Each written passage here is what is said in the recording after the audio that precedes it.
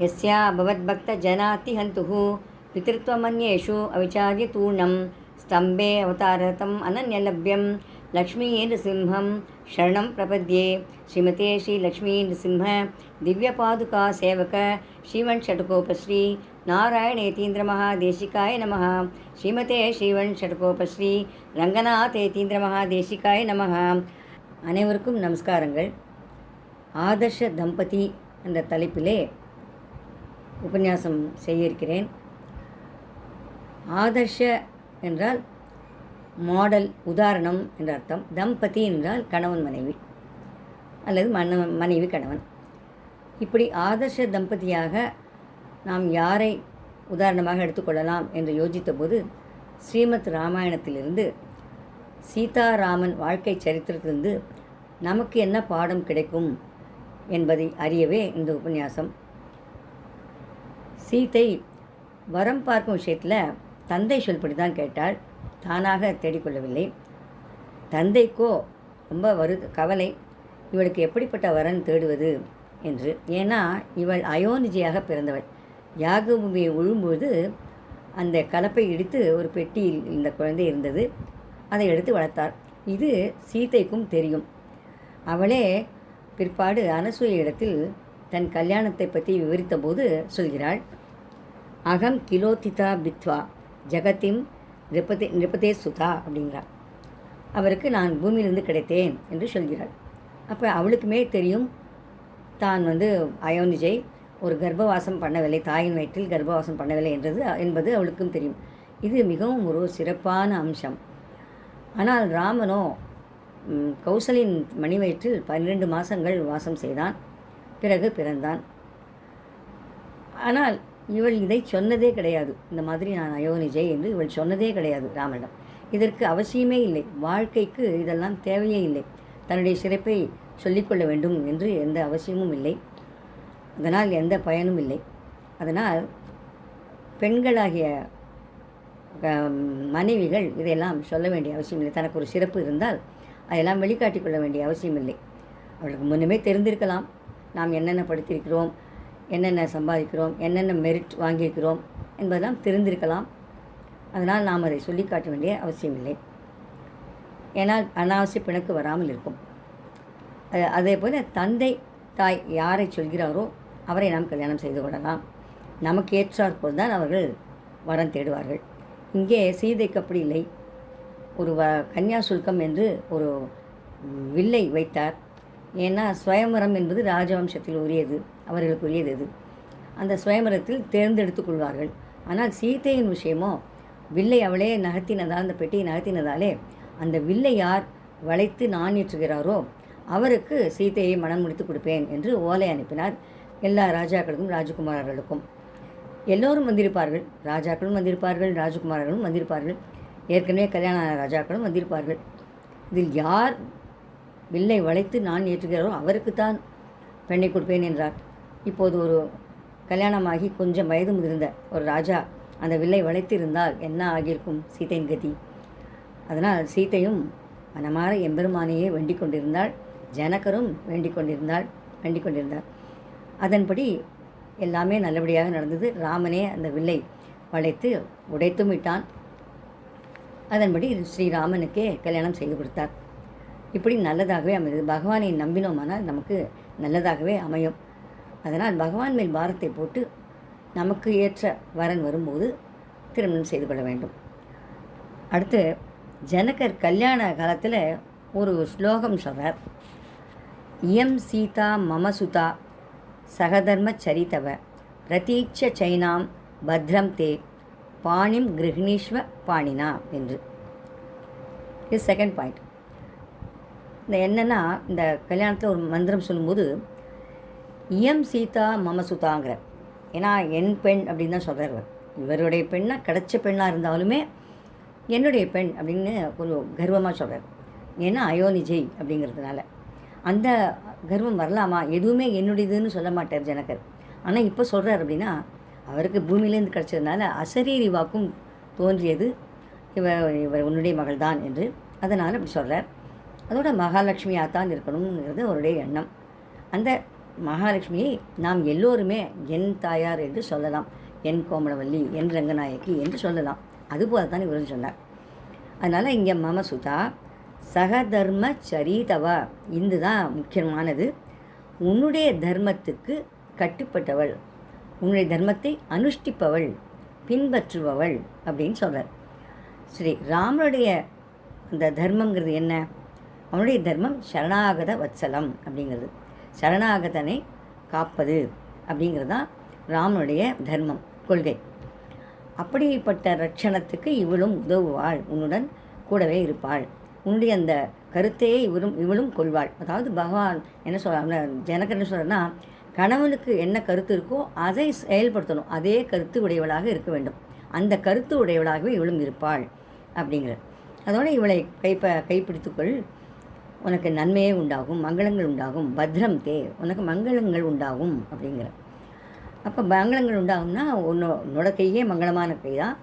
இவளையும் சீதை மகாலட்சுமி மாதிரி இவளுடைய கையை பற்றினால் இவள் உனக்கு எல்லா விதத்திலும் அனுகூலமாக இருப்பாள், அதனால் உனக்கு மங்களங்கள் உண்டாகும் அப்படின்னு ஒரு அர்த்தம். இதே நமக்கு சொல்லும்போது, இப்போ மக்களுக்கு ஜனங்களுக்கு சொல்லும்போது என்ன நம்ம பண்ணணும் அப்படின்னா, நம்ம இல்லற வாழ்க்கையில் கணவனோடு சேர்ந்து சாஸ்திரோக்தமாக என்னென்ன தர்ம காரியங்கள்லாம் செய்யணும்னு விதிச்சிருக்கோ சொல்லியிருக்கோ அதெல்லாம் அவரோட சேர்ந்து நாமளும் செய்யணும். இப்போ ஸ்ராத்தங்கள்லாம் இருக்குது, அந்த மாதிரிலாம் செய்யும்போது கூடவே இருந்து நாமும் எல்லாம் செய்ய வேண்டும். இப்படி பல காரியங்கள், மங்கள காரியங்கள் எல்லாம் இருக்குது. எல்லாமே மனைவி கூட இருந்து தான் செய்ய வேண்டும் என்று சாஸ்திரம் சொல்கிறது. ஏன்னா வேதம் மனைவி கணவனில் பாதி என்று சொல்கிறது. இதையே பின்னாடி சீதை சொல்ல போகிறா ராமரிடம். அந்த மாதிரி மனைவி பாதிங்கிறதுனால கணவனுக்குரிய கடமைகள் எல்லாமே மனைவிக்கும் பங்கு உண்டு, பங்கு கொள்ள வேண்டும். அதாவது சமையல் பண்ணுறது, ஏதாவது வீட்டில் விசேஷங்கள் அப்படின்னா சமையல்லாம் பண்ணி பெருமாளுக்கு, இப்போ ஒரு திருவாராதனம் பண்ணுகிறார் கணவர் என்றால் அதற்கு வேணுங்கிற எல்லா சாமான்களையும் பூக்கள், சந்தனம் எல்லாத்தையும் சேர்த்து எடுத்து கொடுக்க வேண்டும். சமையல்லாம் பண்ணி வைக்க வேண்டும். அந்த மாதிரி செய்யணும். இப்போ மனைவி மட்டும் கணவன் சொல்படி கேட்கணுமா? கணவன் மனைவி சொல்கிறத கேட்கக்கூடாதா அப்படின்னு கேட்கலாம். கணவனும் மனைவி சொல்படி கேட்க வேண்டும் சமயங்களில். எப்படின்னா, இப்போ ஒரு விருந்தினரை வீட்டுக்கு அழைக்கணும் என்று கணவன் விரும்புகிறான் என்றால் மனைவியிடம் கேட்க வேண்டும், அவளுக்கு சௌகரியப்படுமா என்று. அதாவது வீட்டில் எல்லா சாமானும் இருக்கிறதா, அவளால் உடம்பு சௌகரியமாக இருக்கிறாளா, அவளால் செய்து பண்ண முடியுமா என்றெல்லாம் கேட்டுக்கொண்டு அவளுடைய சௌகரியத்தை கேட்டுக்கொண்டு செய்தால் அவளுக்கும் சந்தோஷமாக இருக்கும். விருந்தினரை உபச்சரிப்பாள், சந்தோஷத்துடன் உபச்சரிப்பாள். அது இல்லாமல் அவளை கேட்காமலேயே நான் ஒருத்தரை அழைத்து கொண்டு வந்து விட்டேன், இப்போது சாப்பாடு போடு என்றால் அவள் என்ன செய்வாள்? அதனால் முன்னாடியே சொல்லி மனைவிடம் கேட்டுக்கொண்டு அவளிடம் சொல்லி பிறகு அழைத்து கொண்டு வர வேண்டும். இந்த மாதிரி சில காரியங்கள் செய்ய வேண்டும். அதே போல் யாருக்காவது கடன் கொடுத்து உதவ வேண்டும் அப்படின்னா மனைவிடம் கேட்க வேண்டும். வீட்டிற்கு என்னென்ன சாமான் தேவை, என்னென்ன செலவு இருக்கிறது, நான் கடன் கொடுக்கலாமா என்றெல்லாம் கேட்டு செய்யணும். இருவருமாக சேர்ந்து தான் எதையும் செய்ய வேண்டும். இப்படி கணவனுக்கும் உண்டு, மனைவிக்கும் உண்டு தர்மம் என்பது. அடுத்தது, கஷ்டத்தில் கணவன் கூட இருக்க வேண்டும் மனைவி. இப்போது 12 ஆண்டு காலம் சந்தோஷமாக அரண்மனையில் வசித்தார்கள். பிறகு வனவாசம் ஏற்பட்டது. காட்டுக்கு போக சொன்னார் கைகேயி. அப்போது காட்டுக்கு போகும்போது ராமன் சீதையிடம் சொல்கிறான், நான் காட்டுக்கு போகிறேன் சீதை, நீ இங்கே சௌக்கியமாக அரண்மனையிலே நிம்மதியாக பணிவிடை செய்து கொண்டிரு, என் தந்தை தாய்களுக்கெல்லாம் பணிவிடை செய்து கொண்டிரு என்று சொல்கிறான். நீ காட்டிற்கு வர வேண்டாம் என்று. அப்போது சீதை சொல்கிறார், உனக்கு என்ன கட்டளை இட்டிருக்கிறதோ அந்த கட்டளை எனக்கும் தான் செல்லும். ஏன்னா வேதத்தில் சொல்லியிருக்கு, பாரியா பதியில் பாதி. அப்படிங்கும்போது உன்னுடைய சௌக்கியத்தில், உன்னுடைய மகிழ்ச்சியில் பங்கு கொண்ட போது உன்னுடைய கஷ்டத்தில் நான் பங்கு கொள்ளாமல் இருப்பது தவறு. ஏன்னா சந்தோஷமாக இருக்கும்போது உன்னோடு இருந்தேன், சந்தோஷமாக இருந்தேன். அதே சமயத்தில் கஷ்டம்னு வரும்போது அதிலும் பங்கு கொள்ள வேண்டியது என்னுடைய கடமை, எனக்கும் தர்மம் இருக்கிறது என்று அவள் சொல்கிறாள். இல்லை சீதே, அங்கே காட்டில் முள் இருக்கும், கல் இருக்கும், வெயில் மழையெல்லாம் கொளுத்தும், உன்னால் தாங்காது, நீயோ மிருதுவானவள், மென்மையானவள், உன்னால் அதெல்லாம் தாங்காது, உன் காலெல்லாம் ரொம்ப செவந்து போயிடும், ரத்தம் வரும், அதோட விலங்குகள், காட்டு விலங்குகள்லாம் இருக்கும், அதெல்லாம் நீ பயந்து போய்விடுவாய், அதனால் நீ வர வேண்டாம் என்று அக்கறையோடு சொல்கிறான் ராமன். இப்படி அக்கறை காட்ட வேண்டும் மனைவி மேலே கணவன். அதே சமயம் மனைவியும் கணவனிடம் அக்கறை காட்ட வேண்டும். இல்லை, நீங்கள் தனியாக போனால் கஷ்டம், நான் உங்களோடு வந்து உங்களுக்கு வேணுங்கிறதெல்லாம் செய்வேன், சமைச்சு போடுவேன், உங்களோட துணிமணிகளை துவைப்பேன், உங்களுக்கு கஷ்டமில்லாமல் பார்த்துப்பேன், நான் கூடவே வந்தால்தான் உங்களுக்கு சௌரியமாக இருக்கும் என்றெல்லாம் சொல்லி பார்க்கிறார். ஆனால் கேட்கவில்லை. அப்போது சொல்கிறாள், எஸ் துவயாசக ச ஸ்வர்கோ நிறையாம் எஸ் துவயா வினா இது ஜானன் பராம் பிரீத்திம் கச்சராம மயாசக அப்படிங்கிறான். அவன் என்ன சொல்கிறான், நான் வந்து காட்டில் இருக்கிறது எனக்கு ஒன்றும் துக்கமே கிடையாது, அதே வீட்டில் அரண்மனையில் இருக்கிறது தான் எனக்கு துக்கம். நீங்கள் இல்லாத இடம் எனக்கு எப்படி சுகமாக இருக்க முடியும்? நீங்கள் இல்லைன்னா நான் எப்படி சுகமாக இருக்க முடியும்? எப்படி சந்தோஷம் வரும்? உங்களோட பேசிக்கொண்டு இருப்பதில் எனக்கு இருக்கிற சந்தோஷம் நீங்கள் இல்லாத போது எனக்கு சந்தோஷம் வருமா? வராது. அதனால் அயோத்தி இல்லாவிட்டாலும் காட்டில் இருக்கும்போது உங்களுடன் தானே இருப்பேன். அப்போது உங்களோடு பேசுவேன் இல்லையா, உங்களுக்காக எல்லாம் செய்வேன் இல்லையா, அதுவே எனக்கு மகிழ்ச்சியை கொடுக்கும், அதுவே எனக்கு சந்தோஷத்தை கொடுக்கும். இந்த அலங்காரங்கள், இந்த மாளிகையெல்லாம் எனக்கு சந்தோஷத்தை கொடுக்காது. அதனால் உங்களுடன் வர எனக்கு அனுமதி தர வேண்டும் என்று கெஞ்சினாள். பிறகு பரியாசமாக பேசினாள், கோபப்பட்டாள், இப்படி எல்லாவித உணர்ச்சிகளையும் காண்பித்தாள். பிறகு அழுதாள், தேம்பி தேம்பி அழுதாள், நீங்கள் இல்லாமல் நான் இருக்க முடியாது என்று. அதன் பிறகுதான் ராமன், ஓ, இவள் இல்லாமல் நாமும் இருக்க முடியாது தான், ஆனால் இவள் நன்மையை கருதி தானே நாம் சொன்னோம், ஆனாலும் இவளும் வரட்டும், வானப்பிரஸ்தம் போகும்போது எப்படியும் நம் மனைவியை அழைத்து கொண்டு தானே ரிஷியெல்லாம் ராஜாக்கள்லாம் போவார்கள்.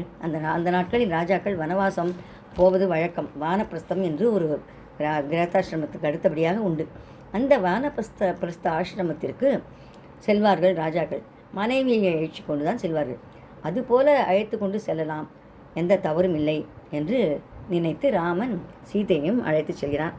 அதுபோல் நாமும் கஷ்டத்தில் கணவனை விட்டு பிறந்தகமெல்லாம் செல்லக்கூடாது, வேறெங்கும் செல்லக்கூடாது. கஷ்டம் என்றால் பண கஷ்டமாகவும் இருக்கலாம், இல்லை மன கஷ்டமாகவும் இருக்கலாம், இல்லை உடல் கஷ்டமாகவும் இருக்கலாம். இப்படி இருக்கும்போது நாம் அவர்களுக்கு உறுதுணையாக, ஆறுதலாக நல்ல வார்த்தைகள் கூறி தேற்றி கொண்டு வர வேண்டும்.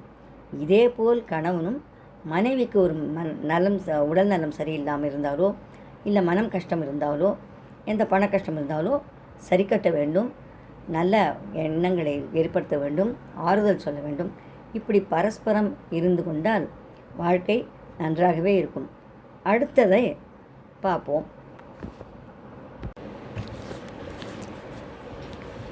இப்போ 4வது பாயிண்ட்டை பார்ப்போம். இன்பத் துன்பம் மாறி மாறி வரும் அப்படிங்கிறத ஸ்ரீமத் ராமாயணத்தில் சீதாராமன் சரித்திரத்துலேருந்து பார்க்கலாம். அவளுக்குமே இது மாதிரி ஏற்பட்டது. ராமன் சீதையிடம் நான் வனவாசம் போகப் போகிறேன் என்று சொன்னதும் நீண்ட விவாதத்திற்கு பிறகு சீதையும் அழைத்து செல்ல சம்மதித்தான். அதற்கு முன்பு என்ன நடந்தது அப்படின்னு பார்க்கலாம். ஸ்ரீராமனுக்கு பட்டாபிஷேகம் என்று சொன்னதும் எல்லோரும் ஆனந்தமாக இருந்தார்கள். வசிஷ்டர் ரத சங்கல்பத்தை பண்ணி வைத்த பிறகு ராமன் குருவை வணங்கி ஏற்ற முறையில் உபசரிக்க அவரும் விடைபெற்று சென்றார். நண்பர்கள்லாம் தங்கள் மகிழ்ச்சியை தெரிவித்து பாராட்டி சென்றார்கள். அரண்மனையில் உள்ள ஆண்களும் பெண்களும் மகிழ்ச்சி பொங்க வருகிறவர்களெல்லாம் உபசரித்தார்கள். ராஜ வீதிகளில் மக்கள் கூட்டமாக கூடி மகிழ்ச்சியினால் ஆரவாரம் செய்த வண்ணம் இருந்தார்கள். வீதிகளில் தண்ணீர் தெளித்து குப்பைகளெல்லாம் அகற்றி தோரணங்களை கட்டி கொடிகளெல்லாம் ஏற்றி அலங்கரித்தார்கள். அயோத்தி மக்கள், குழந்தைகள் உள்பட ராமனுக்கு விடிந்தால் பட்டாபிஷேகம், ஒரு இரவு குறுக்கே நிற்கிறதே, இன்னும் சூரியோதயமாகவில்லையே என்று பொழுது விடுவதை எதிர்பார்த்து காத்து நின்றார்கள். இதே போல தான் ஆண்டாளும் தன் திருக்கல்யாணத்தின் கனவு கண்டதை சொல்கிறாள். தோரணம் நாட்டி எல்லாரும் சந்தோஷமாக கொண்டாடினார்கள். தெருவெல்லாம் அலங்கரித்தார்கள். வாசல் தெளித்து கோலம் போட்டு தோரணம் கட்டி அலங்கரித்தார்கள் அப்படிங்கிறார். அதாவது எல்லார் வீட்லேயும் தன் மகளுக்கு கல்யாணம் செய்வது போல பாவித்தார்களாம், நினைத்தார்களாம். அதே போல் இங்கேயும் அது மாதிரி நடந்தது. இதைத்தான் பிரதிபலித்தாள் ஆண்டாள் ஆச்சியார் திருமொழியில். இப்போ கத புரோஹிதே ராமக ஸ்நாதோ நியத மானசக சகபத்னியா விஷாலாட்சியா நாராயணம் உபாகமத் அப்படின்னு ஒரு ஸ்லோகம் வால்மீகி ராமாயணத்தில். இது ரொம்ப பிரசித்தமான ஸ்லோகம். எல்லா உபன்யாசகாரரும் இதை பற்றி சொல்வார்கள். குலகுரு விடை பெற்று போனதும் ராமனும் சீதையும் நன்னீராடி நல்ல ஆடை உடுத்தினார்கள். அப்புறம் ஸ்ரீ ரங்கநாதனின் சந்நிதிக்கு சென்று நாராயணனை வணங்கி தூய மனதோடு வழிபட்டு பரமனின் திருவடித் தாமரைகளில் தூமலர் தூவித்தோது திருவாராதனத்தை செய்தார்கள். 2 பேரும் போய் செய்கிறா அந்த திருவாராதனத்தை.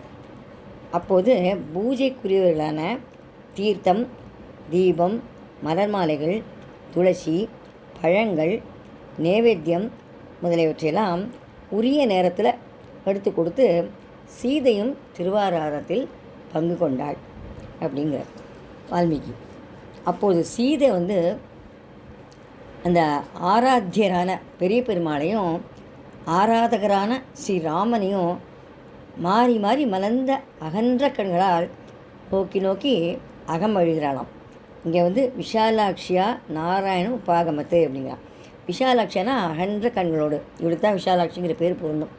அப்படி அகன்ற கண்களோடு பார்க்கலாம். எதுக்கு அகன்ற கண்களோடு பார்க்குறா அப்படின்னா, நாராயணனின் சேவையும் சக்கரவர்த்தி திருமணின் கவர்ச்சியும் இவள் உள்ளத்தை கொள்ளை கொண்டனவாம். தனக்கு தெய்வமான ராமனுடைய குலதெய்வமான ரங்கநாதனுடையும் 2 பேருடைய உறுப்புகளும் அவயவங்களும் ஒவ்வொன்றாக சேவித்து எதில் மிக்க அழகு இருக்குது அப்படின்னு பார்த்தாலாம். ராமரிடம் அழகு இருக்கிறதா இல்லை அந்த ரங்கநாதனிடம் அழகு இருக்கிறதா அப்படின்னு பார்த்தாலாம். மனத்தராசில் நிறுத்தி பார்த்தாலாம். அவளுக்கு முடிவே காண முடியலையாம். அப்படி 2 பேரும் அழகில் சமமாக இருந்தாலும் அவளால் யாருடைய அழகு ஜாஸ்தின்னு சொல்ல முடியலையாம். மேலும் 2 இடங்களில் விஷாலாட்சி அப்படின்னு சீதையை குறிப்பிடுகிறார் வால்மீகி. ராவணன் விமானத்தில் போகும்போது கீழே ரிஷிமுக பர்வதத்தின் சிகரத்தின் மேலே இருந்த சுக்ரீவன், அனுமன் முதலியோரை தனது நலிந்தோரை வாழ்விக்கும் திருக்கண்களால் குளிர கட்டாட்சித்து இந்த வழியாக போனாலாம். அப்போ போகும்போது ராமனுக்கு உணர்த்தட்டும் இவாள்லாம் என்று நகைகளெல்லாம் வஸ்திரங்களால் முடித்து போட்டு அவர்கள் அருகில் போட்டாலாம். இங்கு விஷாலாட்சி அப்படின்னு சீதையை குறிப்பிடுகிறார் வால்மீகி. இவள் கட்டாட்சத்தை பெற்றதினால்தான் சுக்ரீவன் ராஜ்யத்தையும் அனுமன் கண்டேன் சீதையை என சொல்லும் பாக்கியத்தையும் பெறுகிறார்கள். அனுமன் சீதையை கண்டுபிடிச்சான்னா அதுக்கு காரணம் யாருன்னா சீதையே தான். அவளே தான் அனுகிரகம் பண்ணியிருக்கா. இந்த நகையெல்லாம் போடும்போதே என்னை கண்டுபிடிக்கட்டும் இவர்கள் அப்படின்னு. அதனால தான் அவன் கண்டுபிடிச்சா அப்படிங்கிறார். விபீஷணனுக்கு பட்டாபிஷேகம் செய்வித்து புஷ்பகத்தில் புறப்படும்போது மேலே போனதும் சென்றதும் சீதை, விஷாலாட்சி விபீஷண சரண் ராஜ்யத்தை கிழப்பார், அதை கட்டாட்சித்து அருள்வாயாக அப்படின்னு ராமன் சொல்லலாம். அதனால தான் அதுக்கு ஸ்ரீலங்கான்னு பேர் வந்தது. சீதா கட்டாட்சத்தின் பயனாய் முன்பு போல செல்வம் மிகுந்த ராஜ்யத்தை ஆள்கிறானாம் விபீஷணன். இப்படி செல்வம் மிகுந்ததா ஆச்சான் பழையபடி. இப்படி சீத்தை ராமனோட கூட பூஜை காரியத்துலலாம் ஆராதனை காரியத்துலலாம் உதவி பண்ணாள், கூட இருந்து பங்கெடுத்து கொண்டாள் அப்படின்னு சொல்கிறார். நாமும் இதே போல் லீவு நாட்களிலும் சரி, அப்புறம் பூஜை நாட்கள் பண்டிகை நாட்களிலும் சரி, திருவாராதனம் பண்ணும்போது பூஜை பண்ணும்போது பெண்களும் கூடவே இருந்து இந்த மாதிரி உதவிகள்லாம் செய்ய வேண்டும். தீர்த்தம் இதெல்லாம் எடுத்து கொடுக்க வேண்டும். நைவேத்தியம், தூப தீபம் எல்லாம், மலர்கள் எல்லாம் எடுத்து கொடுக்க வேண்டும். இது மாதிரி நாம் பண்ணோமானால் 2 பேரும் சேர்ந்து, கணவன் மனைவி இருவரும் சேர்ந்து இந்த பூஜையில் கலந்து கொண்டால் அவர்கள் வீட்டில் ஒற்றுமை நிலவும், மகிழ்ச்சி நிலவும் அப்படிங்கிறத தெரிவிக்கிறது இந்த நிகழ்ச்சி. அதன் பிறகு தான் அந்த மகிழ்ச்சி நீடிக்கலை, பிறகு வனவாசம் அப்படிங்கிறது ஏற்பட்டது. ஸோ அவ்வளோ ஒரு சந்தோஷமாக அந்த பூஜையை செய்தார்கள். ஆனால் அடுத்த நொடியே அந்த நிலை மாறியது. இப்படி இன்பம் துன்பம் மாறி மாறி தான் வரும். அதுக்காக அதை துன்பமாகவும் ஏற்றுக்கல ராமன். சீதையும் அதை இன்பமாகவே எடுத்துக்கொண்டாள். அது மாதிரி கஷ்டம் வரும்போதும் நாம் மனசு தளரக்கூடாது, கவலைப்படக்கூடாது. அந்த கஷ்டத்தையும் பக்குவமாக அனுபவித்து சரி கட்ட வேண்டும். அதை பெரிய துன்பமாக நினச்சோம்னா தான், மனசில் அதை பெருசாக நினச்சோன்னா தான் நம்ம பெரிய கவலையாக தெரியும். இதுவும் அவன் செயல், இப்படியும் நம்மளுக்கு அனுபவிக்கணும்னு இருக்குது, இது இதையும் கடந்து போகலாம், இதுவும் கடந்து போகும் அப்படின்னு நினச்சிட்டு நாம் செஞ்சோம்னா நமக்கு எந்த கஷ்டமும் தெரியாது. அடுத்தது 5வது பாயிண்ட்டு, எந்த நிலையில் கணவன் இருந்தாலும் ஆனால் மதிக்க வேண்டும், ஆதரித்து போக வேண்டும். இதை வந்து கௌசல்யை சீதையிடம் சொல்கிறார். என்ன சொல்கிற, ரெண்டு பேரும் வந்து 3 பேரும் லக்ஷ்மணனும் வந்து ஆசீர்வாதம் வாங்கிக்கிறார்கள் கௌசல்யிடம். இந்த மாதிரி நான் வனவாசம் போக போகிறேன் அப்படின்னு சொல்லிட்டு. கௌசல்யும் எத்தனையோ வருத்தப்பட்டு பேசுகிறா, நானும் கூட வருவேன்லாம் சொல்கிறா.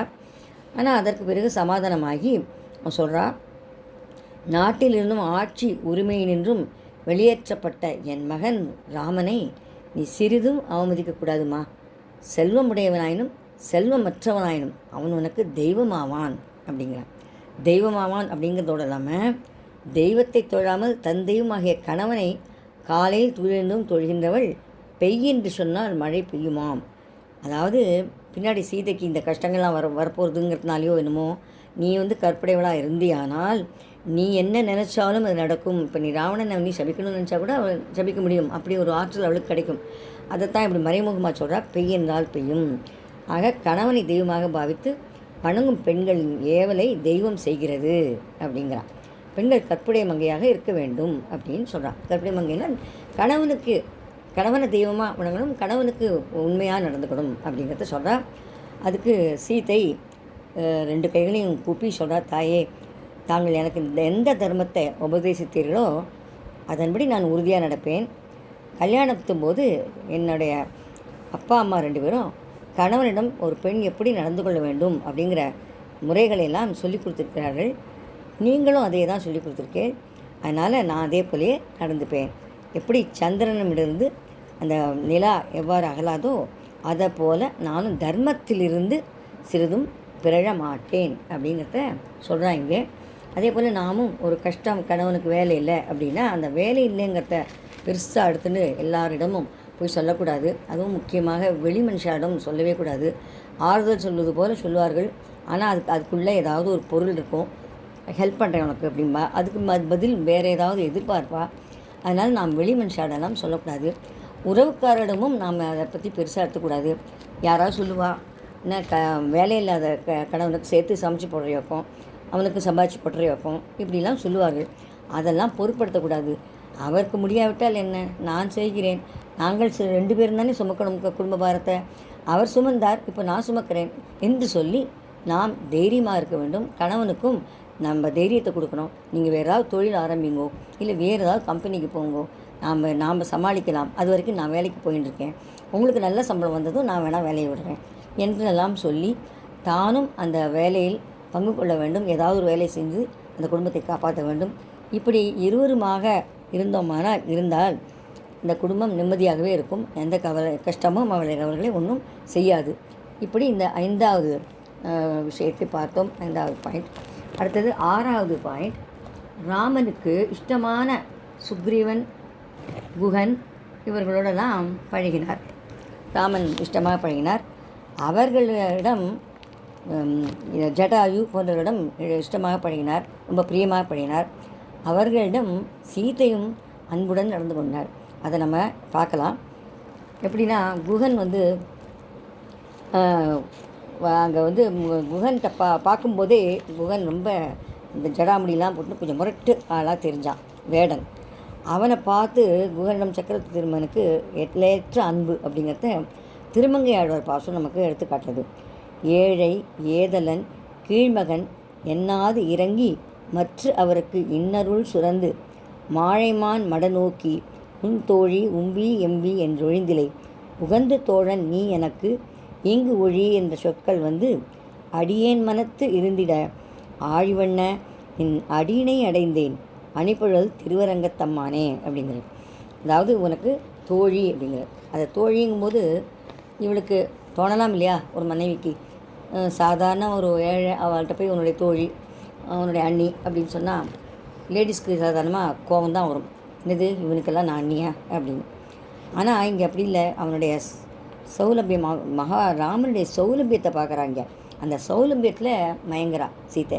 எப்படிப்பட்டவன் தன்னுடைய பரத்துவ குணத்தை, அதாவது பரத்துவ குணம்னு கூட இல்லை, இவன் ராஜா, படித்தவன், வீரன், அப்படி அரண்மனையில் வளர்ந்தவன், இப்படிலாம் இருந்தும் ஒரு சாதாரணமானவனிடம் இப்படிலாம் பழகிறான் ராமன். சௌலபியம் எளிதில் இங்கே எல்லாருக்கும் வருமா? இந்த சௌலபியம் எல்லாரும் அப்படிலாம் எல்லாரையும் உறவு கொண்டாட முடியுமா? கொண்டாடுவாளாம். ஆனால் ராமன் இப்படி கொண்டாடினானே அப்படின்னா அந்த குகன் எப்படிப்பட்டவனாக இருக்கணும், எவ்வளோ அன்பு செலுத்தக்கூடியவனாக இருக்கணும். நம்ம அன்பைத்தான் பார்க்கணும். அங்கே இவா யாரோ தெரியலையே அப்படின்னு நினைக்கக்கூடாது. இவா எல்லாம் வந்து ரொம்ப ஏழை, இவாளுக்கு நம்மள்கிட்ட என்ன இருக்குது அப்படின்னு நினைக்கக்கூடாது.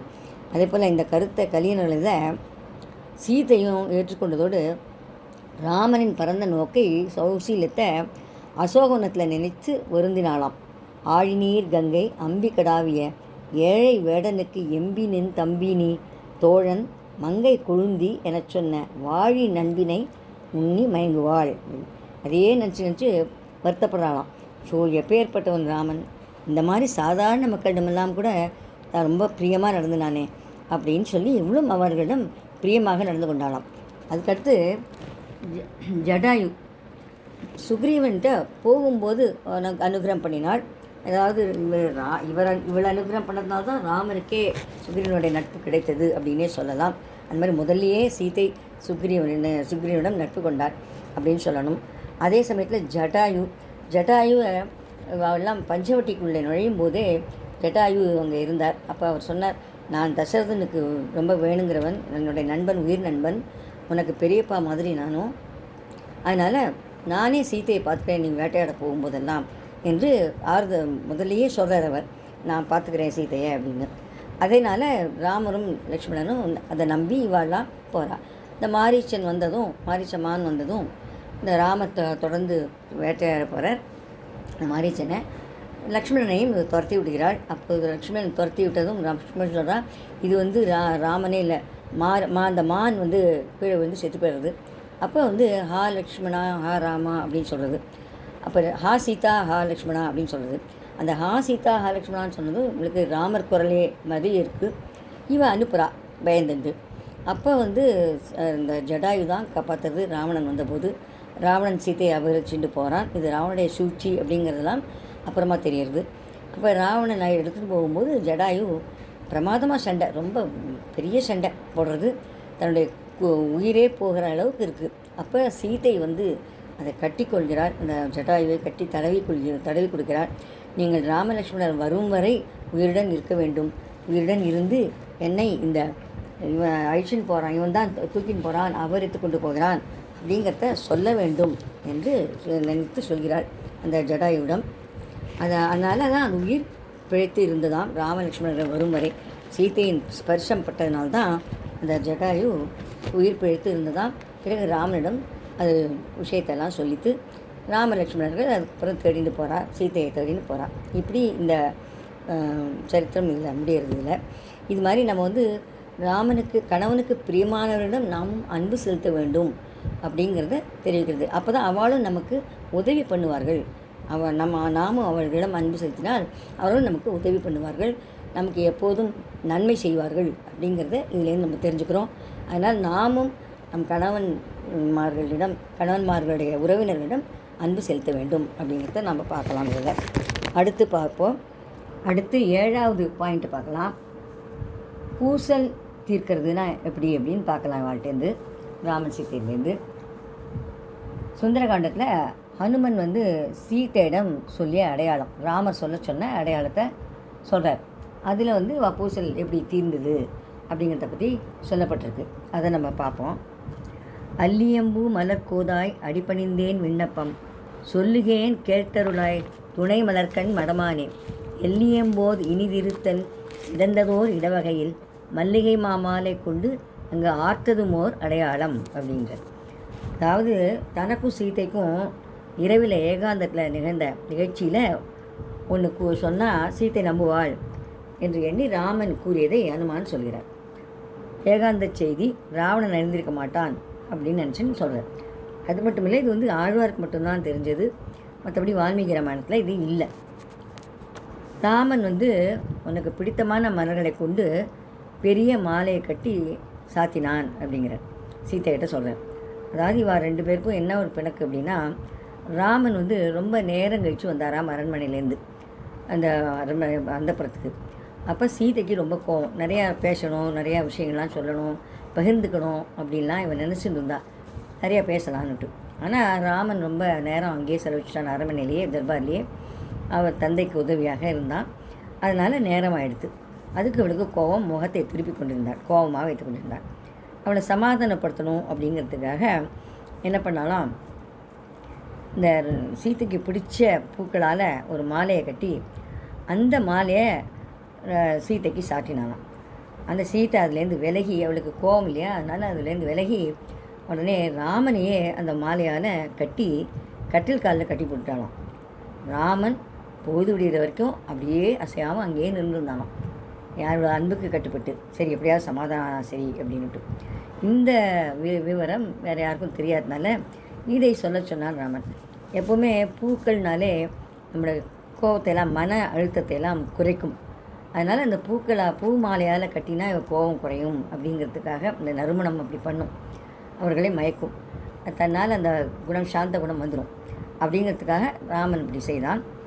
அதையே சீதை திரும்ப அவனுக்கு கட்டி விட்டாள். அவனுக்கு கட்டி விட்டதும் அவன் அதுக்கு அடங்கி, கட்டுக்கு அடங்கி இருந்தான். கட்டுண்ண பண்ணிய பெருமா என்ன யசோதைக்கு சொல்கிறா இல்லையா, அந்த மாதிரி கட்டுண்டான் அப்படின்னு. அந்த மாதிரி அதே போல் ஆண்டாலும் கட்டியிருக்கா இல்லையா, சஜினி கலிதம் யாபலாத் கிருத்திய புங்தே அப்படின்னு பகவானை கட்டினா இல்லையா, மாலையினால் கண்ணனை கட்டினார். அப்படி சீதையும் ஏகாந்தத்தில் ராமனை மலர் மாலையால் கட்டினாள் அப்படிங்கிறார். நீங்கள் கட்டினீர்களாமே, உங்கள் நினைவுக்கு கொண்டு வந்து இதை அடையாளமாக சொல்ல சொன்னார் ராமர் அப்படிங்கிற. அவளுக்கு பழசி ஞாபகமெல்லாம் வருது. அதே போல் இன்னொரு சந்தர்ப்பத்தில் இந்த மோதிரத்தை கொடுக்குற ஹனுமான். இந்த மோதிரத்தை கொடுக்கும்போது அவளுக்கு ரொம்ப சந்தோஷம் ஏற்படுது. ராமனையே நேராக பார்த்தா மாதிரி ஒரு எண்ணம் வருது அவளுக்கு. அதில் ஒரு பெரியாழ்வார் பாசுரத்தில் சொல்கிறார், அதான் என்ன பண்ணா, அந்த மோதிரத்தை கையில் தான் எடுத்துட்டு ஹனுமான் கையில் வச்சுட்டார். அவர் கை கீழே தாழ இருந்தது. சீதை அதில் அவன் கையிலிருந்து எடுத்துக்கொண்டாள். எப்போவுமே நம்ம வந்து ஒரு பெரிய மரியாதை ஒருவர்களுக்கு கொடுக்கணும்னா நம்ம கை தாழ்ந்திருக்கணும், அவர்கள் எடுத்துக்கொள்ள வேண்டும், அப்படி செய்ய வேண்டும். அந்த மாதிரி ஹனுமான் கையில் வச்சுன்னு இருந்தால் சீதை அதை எடுத்துக்கொண்டாள். அதை பார்த்தபோது சீதைக்கு எப்படி இருந்தது அப்படிங்கிறத விவரிக்கிறார் இந்த பாசுரத்தில். திக்கு நிறை புகழாளன் தீ வேள்வி சென்ற நாள் மிக்க பெரும் சபை நடுவே வில்லிருத்தான் மோதிரம் கண்டு ஒக்குமால் அடையாளம் அனுமான் என்று உச்சிமேல் வைத்து கொண்டு உகந்த நாளால் மலர்குழலால் சீதையுமே. அதாவது இந்த மோதிரத்தை பார்த்தபோது சீதை வந்து சொல்கிறா, கையில் எடுத்ததும் ஏற்பட்ட நிலையை சொல்கிறா. அனுமனிடம் மோதிரத்தை வாங்கியதும் அப்படியே மார்போடு அணைச்சி கொண்டாளாம். அதுக்கப்புறம் தலை மீது வைத்து கொண்டாள், உச்சி மேல் வைத்து கொண்டாள். அதுக்கப்புறம் தன் இரு கண்களிலும் ஒத்தி கொண்டாள். அப்போது அவளுடைய இரு தோள்களும் பெரிதாகி பூரித்தன. அந்த சந்தோஷத்தில் உடல் முழுதும் இழைத்து போயிற்று. பிரிவாற்றமினால் கொதித்திருந்த இதயம் குளிர்ந்தது. வாட்டத்தோடு பெருமூச்சு விட்டாள். அப்போது அவள் அடைந்த நிலையை இத்தகையது என்று நம்மால் சொல்ல முடியுமோ அப்படிங்கிற வைத்து கொண்டு வந்துள்ளாள். எப்படிலாம் இருந்தால் அவளுடைய நிலைமை என்ன அப்படின்னு நம்மளால் சொல்லவே முடியாது. அதாவது ஜனகர் வந்து வேதம் புகழும் சிறப்புடையவர், தத்துவஞானி, கர்மானுஷ்டாதா. அவர் செய்த யாகத்திற்கு விஸ்வாமித்திரோடு ராமலட்சுமணர்கள் போனார்கள். அதில் வில்லிருத்து ராமன் சீதையை கைப்பிடித்தான். அவனுடைய மோதிரம் இது. வீரிய சுல்கத்தினால் பிறரால் நாணேற்ற முடியாத சிவதனுசை நாணேற்றியதுனால பிறருக்கில்லாத வீரியம், சீர்மை, அழகு, புகழ் பொருந்திய ராமன் கிடைத்தது பற்றி சீதைக்கு ரொம்ப மகிழ்ச்சி. இந்த மோதிரத்தை கண்டதும் வீரனால் வில்லிருத்த கையையும் வில்லையும் முழு திருமேனியையும் திருமண காலத்தில் பார்த்தபடியே அவளுக்கு நினைவுக்கு வந்ததாம். அதனால் அதை வந்து உச்சியில் வைத்து மகிழ்ந்தாளாம். இந்த மோதிரக்கே இது அனுமனியும் நம்புவதற்கும் ஒரு அடையாளமாயிடுச்சு. அதோடு இல்லை, அவளுக்கு இன்னொரு சந்தோஷம் என்னென்னா, இந்த ராம என்கிற நாமாக்கித்தமான அந்த புத்தகத்தை பார்த்ததும் அவளுக்கு இன்னொரு நிகழ்ச்சி ஞாபகத்து வந்தது. ஏகாந்தமாக சீதையும் ராமனும் உலாவிக் கொண்டிருந்தார்கள் பூங்காவில். அப்போது ரெண்டு பேருக்கும் நல்லா பேசின்னு இருந்தால், நல்லா சிரித்து பிள்ளைய பேசின்னு இருந்தால் மகிழ்ந்திருந்தார்கள். ஆனால் நடுவில் ஏதோ ஒரு சிறு கருத்து வேறுபாடு வந்ததும் ரெண்டு பேரும் கோபப்பட்டு முகத்தை வேறு பக்கம் திருப்பி கொண்டிருந்தார்கள். இப்படி முகத்தை வேறு பக்கம் திருப்பி கொண்டிருந்தாலும் அவர்கள் இருவருக்கும் ஒருவருக்கொருவர் முகம் பார்த்து பேசணும் அப்படின்னு உள்ளூர ஆசை. ஆனால் யார் சேர்த்து வைப்பா, அங்கே யாரும் இல்லையே, தனிமையில் தான் இருக்கா ரெண்டு பேரும். அதனால் ராமன் என்ன பண்ணாராம், தன் மோதிரத்தை கீழே கயற்றி விட்டாராம். கீழே கயற்றி விட்டதும் அது கீழே விழுந்து ஓடுறது. அதை உடனே சீத்தை பார்த்துட்டா. ஐயோ, நம்ம வீட்டில் போட்ட மோதிரமாச்சே, இதை போய் ஒரு கீழே போட்டுட்டாரே அப்படின்னு சொல்லி அதை எடுக்கிறான். எடுத்துன்னு வந்து சும்மா அப்படியே போட்டுக்கோங்க அப்படின்னு சொல்லலை, இந்தாங்க உங்கள் மோதிரம் அப்படின்லாம் சொல்லலை. அவளே கையில் போட்டு விடுறான். போட்டு விட்டுட்டு போய் இப்படி கீழே போட்டுட்டேளே மோதிரத்தை பத்திரமா வச்சுக்க வேண்டாமா என்று சொல்லி கையில் அவளே மாட்டி விடுகிறாளாம், அதை போட்டு விடுகிறாளாம். இப்படி இந்த பிணக்கு போக்கி பேசும்படி செய்ததாம் இந்த சேர்த்து வைத்ததாம் இந்த மோதிரம். அதெல்லாம் அவளுக்கு நினைவுக்கு வந்தது. இப்படி சொல்கிறார், அதை அவளுக்கு நினைவுக்கு வந்தது அப்படின்னு, இப்படி பூசல் தீர்ந்தது அப்படிங்கிற. இப்போ கணவன் மனைவிகள் என்ன பண்ணணும்னா, கணவன் மனைவி என்ன பண்ணணுன்னா, எவ்வளோ ஏதாவது ஒரு கோபம், சிறு சண்டை, பூசல் அப்படின்னா அவள் வந்து கணவன் ஏதாவது வைத்து விட்டு போனான் என்றால், சாமான் முக்கியமான ஒரு பையை வச்சுட்டு போனார், உடனே மனைவி அதை எடுத்து கொடுக்கலாம். எடுத்து கொடுத்து, யோ முக்கியமானதுன்னு சொன்னீங்களே, இதை வைத்து விட்டு போயிடுறீங்களே, அதனால் இதை எடுத்துக்கோங்க என்று சொல்லி அதை எடுத்து கொடுக்கலாம். அதே போல் மனைவி என்ன செய்யலாம், நான் கடைக்கு போகிறேன், ஏதாவது வாங்கிட்டு வரணும் என்று சொல்லி கிளம்பலாம். அப்போ கணவனும் நானும் கடைக்கு போக வேண்டும், எனக்கும் வாங்க வேண்டும், நானும் வருகிறேன் என்று சொல்லி கூடவே வருவார். இப்படி அந்த பிணக்கை சரி செய்து கொள்ளலாம், அந்த சிறு பூசலை சரி செய்து கொள்ளலாம். அந்த மாதிரி செஞ்சாக்க குடும்பத்தில் ஒற்றுமை நிலவும், அமைதி நிலவும். அதே போல் அடுத்தது 8வது ஒரு பாயிண்ட் என்ன அப்படின்னு பார்த்தா, வில்லம்பு எடுத்து கொடுத்தாலாம் சீதை. ராமன் வச்சு விட்டு போனாராம் கீழே, ராமன் லட்சுமணன் கீழே வைத்து விட்டு போனார்கள். அதை எடுத்து கொடுத்தாலாம், மறந்து போய் வச்சுட்டு போயிருக்கா, அதை அவள் எடுத்து கொடுத்தா. எப்படி எப்படின்னா, தண்டகாரண்யத்தில் ரிஷிகளுக்கெல்லாம் வாக்கு கொடுத்தார். எல்லா ரிஷிகளும் வந்தார்கள், உடம்பையெல்லாம் காமித்து நாங்கள் எல்லா இடத்துலையும் காயப்பட்டிருக்கிறோம், நிறைய பேர் கொலை செய்யப்பட்டிருக்கிறார்கள், இந்த யாகமெல்லாம் சரியாக செய்ய விடாமல் தடுத்திருக்கிறார்கள், இப்படியெல்லாம் புகார் அளித்தார்கள். அதனால் உடனே ராமன் நான் அபயம் கொடுக்குறேன், நிச்சயமாக அவங்களுக்கு ராட்சசர்களிடமிருந்து விடுதலை வாங்கி தருகிறேன், அவர்களை கொன்று விடுகிறேன் என்று வாக்குறுதி கொடுத்தான். அப்போ சீதை மெதுவாக சொல்கிறார், அவரெல்லாம் போய்விட்ட பிறகு சீதை மெதுவாக சொல்கிறார், அதாவது நான் உங்களுக்கு உபதேசம் செய்வதாக நினைக்க வேண்டாம், உங்களுக்கே தெரிந்தது தான், அதை ஞாபகப்படுத்துகிறேன் அவ்வளோதான் அப்படின்னு சொல்லி, வீணாக ராட்சசருடன் சண்டை போடலாமா, நமக்கு தீங்கு செய்யாதவரை நாம் அவளோட பகைச்சிக்க வேண்டாமே. அதாவது நமக்கு தீங்கு செஞ்சால் நம்ம பார்த்துக்கலாம், ஒன்றுமே செய்யாதவரை போய் நம்ம வந்து பகைச்சுட்டோன்னா அவள் நமக்கு ஏதாவது ஆபத்து வரலாமே, அதனால் அப்படிங்கிறதுக்காக பயந்தாளாம் அவள். அதனால் நமக்கு பாவம் அல்லவா, அவளை அனாவசியமாக கொன்னா ஒருத்தர பாவம் இல்லையா, அந்த மாதிரி நம்ம செய்யக்கூடாது இல்லையா, நீங்கள் ஏன் அந்த மாதிரி செய்கிற, அவளால் நமக்கு தீங்கு வந்துடுமோ அப்படிங்கிற பயம் அவளுக்கு வந்து தான். அதோடு இல்லை, கைகேயி நம்மளை வனவாசம் அனுப்பினதுக்கு என்ன காரணம், என்ன சொன்னாள், ஆயுஷூழ் உலகமெல்லாம் பரதனே ஆள நீ போய் தாழிருஞ்சடைகள் தாங்கருந்தவம் மேற்கொண்டு பூழிவெம் காணம் நன்னி புண்ணிய துறைகள் ஆடி 7 ஆண்டின் வா என்று ஏமினன் அரசன் என்றார். என்ன சொன்னால், நமக்கு வனவாசம் போய் அங்கே ஷடாமுடியெல்லாம் தரிச்சுண்டு, மரவுரியை தரிச்சுண்டு அங்கே தவம் பண்ணி, அங்கே நீராடி, புனித நதிகள் எல்லாம் நீராடி நாம் காலத்தை கழிக்கணும்னு சொன்னான். புண்ணியத்துறைகளெல்லாம் நீராடி நம் காலத்தை கழிக்கணும் அப்படின்னு சொன்னான். திரும்பி 14 வருஷம் கழித்து வந்துடணும் அப்படின்னு சொன்னான். அப்படி சொன்னபோது நம்ம அதை மாதிரி செய்யாமல் போரிட்டு ரத்த கலரியாக பண்ணலாமா அப்படிங்கிறா. ஏன்னா கரதூஷணன் வதமாக போகிறது இதுக்கப்புறம், அதுக்காக இவர் சொல்கிறான். ஆனால் ராமன் என்ன சொல்கிறான், இல்லைம்மா, சொன்ன வாக்கு மீற மாட்டேன், அதுவும் அந்தணர்களுக்கு கொடுத்த வாக்கை மீற மாட்டேன் அப்படின்னு சொன்னான். ஏன்னா அந்தணர்கள் காப்பாற்றப்பட வேண்டியவர்கள், தன்னைத்தானே காப்பாற்றிக்கொள்ள முடியாது. வாஸ்தவம், அவர்களுக்கு யாகமெல்லாம் செய்து தவமெல்லாம் செய்து நல்ல தீட்சை இருக்கும், அவருக்கு அவளால் சபிக்க முடியும். ஆனால் சபித்து விட்டால் திரும்பவும் யாக யஜ்யம் பண்ணணும், திரும்பவும் தபஸ் பண்ணணும். அதுக்கெல்லாம் ரொம்ப காலம் எடுக்கும். ஒரு நிமிஷமாக நம்ம தபஸை வீணாக்கிடலாம், ஆனால் திரும்ப அந்த சக்தி பெறுவதற்கு ரொம்ப காலமாகும். அதனால் அவர்களை நாம் காப்பாற்ற வேண்டும்.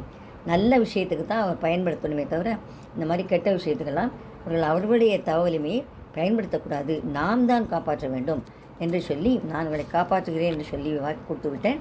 நம்மிடம் சரணம் என்று வந்தவர்களை நாம் தான் காப்பாற்ற வேண்டும் என்று தன்னுடைய தர்மத்தை சொல்கிறான். தான் சரணாகத வத்சலன், சரணாகத ரட்சகன் அப்படிங்கிறத எடுத்து காட்டுறாங்க. அதே போல் கீழே மறந்து போன மாதிரி வில்லம்புகள்லாம் வச்சுட்டு ராமன் லட்சுமணன் கிளம்புகிறார்கள். அப்போது சீதை அதை எடுத்து கொடுக்குறா. ஏன்னா இப்போ ஒத்துண்டார் இல்லையா, இவ்வளோ ஒத்துண்டா. சரி, ஆமாம், நல்ல காரியத்துக்காக தான் ராமன் போரிட போகிறான். அதனால் அவனுக்கு நாமே வெற்றி ஏற்படட்டும் என்று இவள் எடுத்து கொடுக்கிறாள். அதாவது தாயார் தன்னுடைய அனுகிரகத்தையும் சேர்த்து கொடுக்கிறார். நீங்கள் வெற்றியடைய வேண்டும் என்று அப்படி சொல்லி கொடுக்கிறார். ஏன்னா இது போல் வைகுண்டத்தில் ஒரு நாள் ஸ்ரீமன் நாராயணன் சண்டைக்கு போகிறார் அசுரரோட. அப்போ அவர் தோத்துட்டு வந்துடுறார். அதாவது அவளால் ஜெயிக்க முடியல. அப்போ மகாலட்சுமி மறுநாள் என்ன பண்ணுறார், மந்திரித்து வாளை எடுத்து கொடுக்கிறார் சிறுத்த முகத்துடன். அப்போது அவர் வெற்றி அடைகிறார். இதில் என்ன சூட்சமாக எப்படி இருக்குன்னா, சீதையும் மகாலட்சுமியோட அம்சம் இல்லையா, மகாலட்சுமியே தானே அவதரிச்சிருக்கா. அதனால் அவளுடைய அனுகிரகத்தால் எல்லாம் வெற்றி தான் என்று நினைத்து ராமலட்சுமணனும் புன்னகை பூத்தார்கள். சீதையும் புன்னகையுடன் ஏற்றுக்கொண்டார் இவர் சொன்னதை, ராமர் சொன்னதை.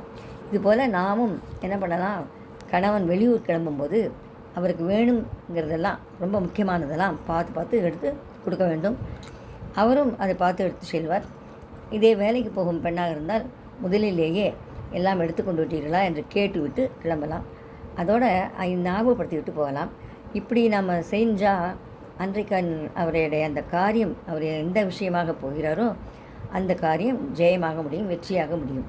அதனால் ஏன்னா மனைவி சொன்னாலே அப்படின்னு அந்த குரல் ஒலிக்கும், காதில் ஒலித்து கொண்டே இருக்கும். அவருக்கு அந்த வெற்றி கிடைக்கும். அது மாதிரி நாமும் செய்ய வேண்டும் என்பதுதான் இது இந்த தாத்பரியம், இந்த சீதையை எடுத்து கொடுத்ததுக்கான ஒரு காரணம். அடுத்தது 9வது பாயிண்ட்டு நம்ம பார்க்கலாம். இருவரும் தொலை தூரத்தில் இருக்கும்போது, இப்போ வெளிநாட்டில் கணவன் இருக்கார், இல்லை வெளியூரில் கணவன் இருக்கார், மனைவி சொந்த ஊரில் இருக்கிறார் என்றால் அவர்கள் ஒருத்தருக்கொத்தர் அந்த அன்பை வெளிப்படுத்தி கொள்ள வேண்டும். அந்த அன்பு குறையாமல் இருக்க வேண்டும். அதற்கு நம்ம சீதையும் ராமனை பிரிந்தார்கள் என்று பார்ப்போம். சீதை ராமனை பிரிந்து அவனையே நினைத்து கொண்டிருந்தாலும் அனுமான் அதை பார்த்துருக்கார். ராமனும் சீதையை நினைத்து கொண்டிருந்தான், எப்பவும் சீதையே நினைத்து கொண்டிருந்தான். 10 வார்த்தைக்கு ஒரு வார்த்தை ஹா சீத்தே என்பானாம். ராமன் சரியாக சாப்பிடுவதில்லை, மேலே பூச்சிலாம் ஊறுவதை கூட பார்க்கவில்லை என்றெல்லாம் அனுமான் சொல்கிறார் சீதையிடம். அப்போ சீதையும் ரொம்ப வருத்தப்படுறார், ஐயோ நமக்காக இவ்வளவு கஷ்டப்படுறாரே, இவ்வளோ கவலைப்படுறாரே என்று. அதே போல் சீதையை பற்றியும் போய் ராமனிடம் சொல்லப் போகிறார். இப்போ சீதை எப்படி இருந்தாள் என்றால், ராமனையே நினைத்து அழுது புலம்பி தரையில் பிறண்டு இப்படிலாம் செய்தால் விம்மி அழுகிறாள். ராமா என்று சோகமாக கதறுகிறாள். இப்படி சீதையும் பார்த்த பிறகு அனுமனுக்கு ஐயோ 2 பேரும் ஒரே நிலைமையில் இருக்காளே என்று நினைத்தானாம், நிறுத்து ஆச்சரியப்பட்டானாம். அந்த மாதிரி இருந்தாலும் 2 பேரும். இப்போ தான் ஃபோனெல்லாம் இருக்குது, நமக்கு எல்லாம் வீடியோ காலில் இருக்குது, அதிலெல்லாம் பார்க்க முடியும். அது மாதிரி கணவனுடன் நிம்மதியாக அந்த மாதிரி இருக்கணும், எப்போவுமே இருக்கணும். வெளியூர் போனாலும் அவன் மேல் உள்ள அன்பு குறையக்கூடாது. இப்போ ராவணன் அங்கேருந்து வரான். அப்போ ஹனுமாரும் பார்க்குறத இந்த நிகழ்ச்சியை. ராவணன் வரும்போது சீதை அவனை நேரே பார்க்கவில்லை. அவளை நேரே பார்க்காமல் தரையை பார்த்து கொண்டிருக்கிறாள். ஒரு துரும்பை எடுத்து நடுவில் போட்டு பேசுகிறாள். ராவணன் என்னை கல்யாணம் செய்து கொள்ள வேண்டும் என்றெல்லாம் வற்புறுத்துகிறான். அப்போது சீதை ரொம்ப மரியாதையாக பேசுகிறாள். அதாவது ராமனுடைய வீரம் உனக்கு தெரியாது, கரதூஷணர்களை வென்றான். அது மட்டும் இல்லை, பரசுராமனையும் வென்றார். பரசுராமன் கார்த்திவீர்யார்ஜுனை வென்றவர். அதனால் பார்த்துக்கோ, தெரிஞ்சுக்கோ. கார்த்திவீர்யார்ஜுனன் ராவணனை ஒரு பூச்சி போல கையிடுக்கில் எடுத்துக்கொண்டு சென்றவன். அப்படி உன்னை கையிடுக்கில் எடுத்துக்கொண்டு சென்ற அந்த கார்த்திவீர்யார்ஜுனனை கொன்ற அந்த பரசுராமனுக்கே தோல்வி கிடைத்தது. அப்படின்னா பார்த்துக்கோ உனக்கு என்ன ஆகும்னு அப்படிங்கிறத அவள் சொல்கிறா. எதுவும் கேட்கறதில்லை. தன் தைரியமாக தன் கணவனுடைய வீரத்தை பற்றி பேசுகிறாள், புகழை பற்றி பேசுகிறாள். இப்படியெல்லாம் பேசி அவனுக்கு ஒரு பயம் வரலாம், தன்னிடம் இனிமேல் வரமாட்டான், இந்த மாதிரியெல்லாம் பேச மாட்டான் என்று நினைத்து அவ்வாறு பேசுகிறாள். இப்படி கணவனுடைய பெருமையை விட்டு கொடுக்காமல் பேசுகிறாள். இதே போல தான் இங்கே கணவன் மனைவியாக இருப்பவர்கள் செய்ய வேண்டும். கணவன் ஊரில் இல்லாத போது அனாவசியமாக யாரும் தொந்தரவு பண்ணாமல் இருக்க அவரிடம் கடுமையாக பேச வேண்டும். என் கணவர் அப்படிப்பட்டவர், நல்ல மாதிரி நல்லவர் அப்படி என்று பேச வேண்டும். அதோட இப்போ யாராவது ஏதாவது பொருள் கொடுக்க வந்தால், என் கணவருக்கு இஷ்டமில்லாத பொருளை நான் வாங்க மாட்டேன், அவர் அனுமதி இல்லாமல் நான் வாங்க மாட்டேன், நீங்கள் எடுத்து செல்லலாம் என்று சொல்லி கொடுத்து விடலாம். அதே போல் வேறு யாரும் வந்தாலும் நாம் வெளியிலேயே நிற்க வைத்து அவருடன் பேசி அனுப்ப வேண்டும், உள்ளேயே சேர்க்கக்கூடாது. இப்படி தான் நம்ம இதிலிருந்து தெரிந்து கொள்ள வேண்டும். அடுத்தது 10வது பாயிண்ட் நம்ம பார்க்கலாம். ஹனுமான் வந்து 2 பேரோடையும் பொருத்தத்தை பார்க்குறார். சீதையை பார்த்த உடனே அவருக்கு ஹனுமானுக்கு தோணினது என்ன அப்படின்னா, எவ்வளவு அழகாக இருக்கா சீதை, 2 பேருக்கும் பொருத்தம் எப்படி இருக்குது, ரொம்ப 2 பேரும் பொருத்தமானவர்களாக இருக்கிறார்களே என்று ஹனுமானுக்கு மனசில் தோணித்தான். ஹனுமான் மனதில் சீதையும் ராமனும் இடம்பெற்றிருக்கிறார்கள். இவருடைய பொருத்தத்தை பார்த்து மகிழ்கிறான். இத்தனைக்கும் ஹனுமான் பிரம்மச்சாரி, கல்யாணம் ஆனால் தான் மனைவியை பற்றி தெரியும். ஆனால் இவருக்கு எதுவுமே தெரியாது, மனைவிங்கிறவா எப்படி இருப்பாங்கிறதும் தெரியாது, அதுவும் சீதையை பற்றி கொஞ்சம் கூட தெரியாது. சொல்லியிருக்கான் ராமன் கொஞ்சம் கொஞ்சம். இருந்தாலும் ராமனை பார்த்து, என்னது ஒரு பெண்ணுக்காக இப்படி அழுகிறானே, இவன் வேறு கல்யாணம் பண்ணிக்கலாமே, இது எதுக்கு இந்த பொண்ணுக்காக அழணும், இப்படி வருத்தப்படணும் என்றெல்லாம் ஹனுமான் நினைத்தானாம். ஆனால் சீதையை பார்த்தவுடன் அவனுக்கு என்ன தோணித்தான், ஐயோ இந்த சீதைக்காக உயிரையே கூட விடலாம், ஆனால் எங்களுக்காகத்தான் உயிரோடு இருக்கிறான் போல இருக்கிறது. இருவரும் ஒருத்தருக்காகவே ஒருத்தர் நினைத்து கொண்டிருப்பதனால அதனால தான் உயிரோடு இருக்கிறார்கள். சீதையும் ராமனையே நினைத்து கொண்டிருக்கிறாள், ராமனும் சீதையே நினைத்து கொண்டிருக்கிறான், நினைத்து எழுது கொண்டிருக்கிறாள், அதனால தான் 2 பேரும் உயிரோடு இருக்கா போல இருக்குது என்று நினைத்தானாம். இப்போ சீலம், அதாவது இது வந்து அவர்களுடைய சுபாவம் ஒரே மாதிரி இருக்குது. ஒருத்தர் விட்டு ஒருத்தர் பிரிஞ்சால் வருத்தப்படுகிறார்கள். அடுத்தது வயோ, அதை வந்து ராமனுக்கு வயது 16 அப்படின்னு சொல்லப்படுறது, சீதைக்கு 12, ஏற்ற வயது இது. பெண் அதிக வயதுள்ளவராக இருந்தால் தாம்பத்தியம் விரசமாகிடும், மன ஒற்றுமை இருக்காது, அதோட ஹெல்த் வைஸும் சரியாக இருக்காது. விருத்தம் அப்படின்னா செயல், நடத்தை. என்ன நடத்தை, ராமன் இருந்த இடத்திற்கு வந்து ராவனை சரணடைந்தேன் அப்படின்னு விபீஷணன் சொன்னான். அவனை ஏற்கக்கூடாதுன்னு வானர முதலாம் சொன்னபோது, தோஷோ யத்யபி தஸ்ய ஸ்யாத் சதாம் ஏதத் அகரித்தம், அதாவது மித்ரபாவேன சம்பிராப்தம் நத்தேஜேயம் கதஞ்சன, தோஷோ யத்யபி தஸ்ய ஸ்யாத் சதாம் ஏதத் அகரித்தம் அப்படின்னா, அதாவது குற்றம் இருக்கணும், குற்றம் இருந்தால்தான் ஏற்றுக்கொள்ள முடியும், அவன்கிட்ட குற்றமே இல்லைன்னா நம்ம ஏற்றுக்கிறது என்ன இருக்குது, அதனால் அவனை கூட்டி வாருங்கள் அப்படின்னு சொன்னாலாம். அதே சமயத்தில் சீதையும் ராட்சசிகளுக்கு அபயம் கொடுத்தார். ஆசிரித்த ரட்சணம் அப்படிங்கிறத ராமனை விட சீதை ரொம்ப சீக்கிரமே அவளுக்கு அனுகிரகம் பண்ணார். இந்த ராமன் ஜெயித்ததும் அனுமார் போய் கேட்குறார், தாயே நான் வந்து இவளெல்லாம் கொன்னுடுறேன், உங்களுக்கு ரொம்ப வருத்தினார்கள் இல்லையா அப்படின்னு. இல்லைம்மா அது மாதிரிலாம் செய்யக்கூடாதுப்பா, அவரெல்லாம் அரசன் ஆணைப்படி நடந்து கொண்டார்கள், குற்றம் செய்யாதவர் யார் என்கிறார். பாப்பா நாமா சுபா நாம்பா வதார்ஹானம் பிளவங்கம கருணம் காரியம் ஆகியன என்ன கஷ்டின்ன அபராத்தியத்தி, யார்தான் குற்றம் செய்யவில்லை உலகத்தில் என்று சொல்லி அவர்களுக்கு நான் அபயம் கொடுத்து விட்டேன், ஒன்றும் செய்யக்கூடாது அப்படிங்கிறான். இந்த மாதிரி ராமனுக்கும் சீதைக்கும் உள்ள செயல்பாடு ஒரே மாதிரி இருக்குது. அதே மாதிரி நற்குடி பிறப்பு லட்சணம் எப்படி இருக்குது அப்படின்னா, உடல் லட்சணம்னா சாமுதிரிகா லட்சணம், அப்படி இருவருக்கும் அழகான திருமேனி அழகு இருக்குது. ஆனால் சீதையோட கண்ணழகு ராமன் சரியாக வராது, ராமனுக்கு அந்த கண்ணழகு இல்லை, போராது அப்படிங்கிறார். சீதைக்கு கருணையே வடிவானவளாதனால இந்த கண்ணழகு இருக்குது என்று சொல்கிறார். இந்த ஸ்லோகத்தை சொல்கிறவர், துல்லியசீல வயோவிருத்தாம் துல்லியாபிஜன லக்ஷணாம் ராகவோர்ஹதி வைதேகி தம் சேயம் அசிதேக்ஷனா என்று மேட் ஃபார் ஈச் அதர் அப்படிங்கிறார். இதே போல் இளம் தம்பதியர்களும் சரி, எந்த தம்பதியாக இருந்தாலும் சரி, லட்சணத்தோடு இந்த பொருத்தத்தோடு இருந்து நல்லபடியாக வாழ்க்கையை நடத்த வேண்டும். சீதா ராமன் தம்பதி எல்லார் வீட்டிலும் நீடுகாலம் இருக்க வேண்டும், அனைவரும் நீடுகாலம் சௌக்கியமாக இருக்க வேண்டும் என்று ஆதர்ஷ தம்பதி திருவடிகளில் பிரார்த்திக்கிறேன். இத்துடன் பூர்த்தி செய்கிறேன். கவிதார்க்கிக சிம்ஹாய கல்யாண குணசாலினே ஸ்ரீமதே வெங்கடேஷாய வேதாந்த குருவே நமः. சர்வே ஜனாக சுகினோ பவந்து, சமஸ்த சன்மங்களானி சந்து. சர்வம் ஸ்ரீகிருஷ்ண பாதுகார்ப்பணம் அஸ்து.